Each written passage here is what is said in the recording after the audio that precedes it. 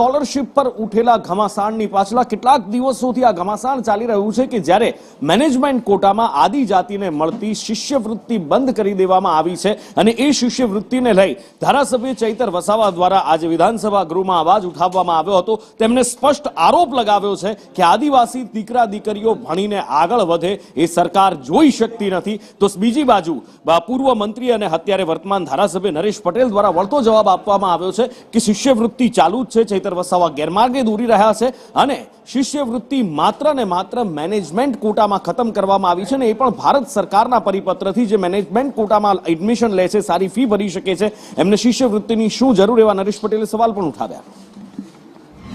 વિધાનસભા ગૃહમાં માન્ય મંત્રીશ્રીને મારો પ્રશ્ન હતો કે આટલું મોટું આદિજાતિનું બજેટ હોવા છતાં આ યોજના કેમ બંધ કરવામાં આવી, શા કારણોને લીધે બંધ કરવામાં આવી, પુનઃ ચાલુ કરવા માંગો છો કે કેમ? તો મંત્રીશ્રીએ અડધા કલાક ગોળ ગોળ જવાબો આપ્યા અને આ સવાલનો જવાબ આપવામાં એમણે ટાળ્યું, જેના કારણે અમે ઉગ્રતાથી રજૂઆતો કરી, અમને બહાર કરી દેવામાં આવ્યા।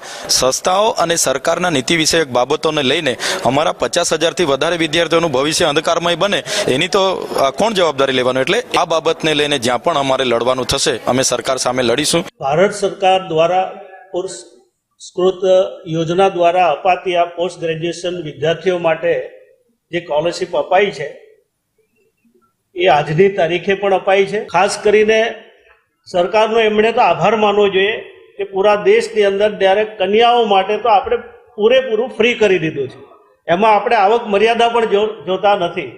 ફક્ત જે ગવર્મેન્ટ કોટાની અંદર પણ આપણે પૂરી સ્કોલરશિપથી લઈને ફ્રીશિપ કાર્ડની વ્યવસ્થા છે।